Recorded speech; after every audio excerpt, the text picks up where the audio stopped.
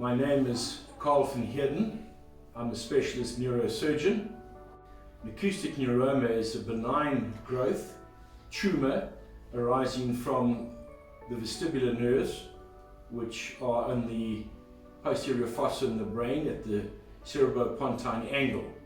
So it's a lesion which normally presents with hearing loss or balance problems.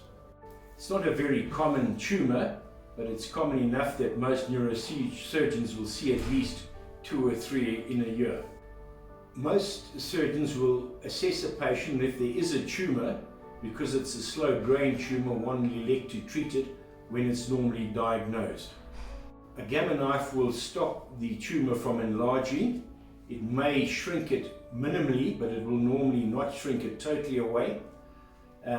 So you would use a gamma knife primarily for small tumours, which are tumours intracanalicular or small tumours of 1 centimetre in size. Or if you have a large tumour, one would normally debulk the tumour and then give it gamma knife to stop it from recurring or regrowing. Normally with tumours one would discuss all the treatment options, including surgery and gamma knife. So you would go and say you could have surgery for removal of the tumour. I think most people these days would advocate gamma knife first off, as it's safer and less invasive than surgery.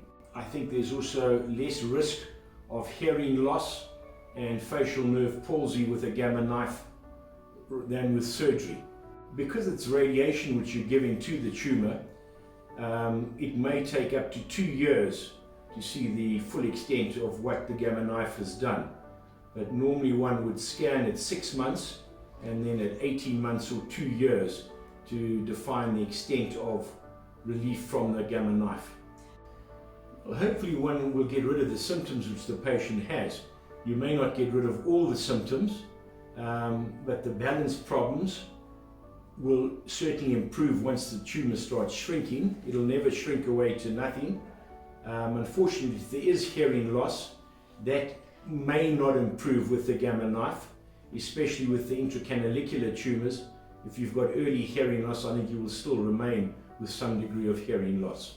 The good news is that you don't have to have surgery, and the morbidity of gamma knife is far less than the morbidity of open surgery.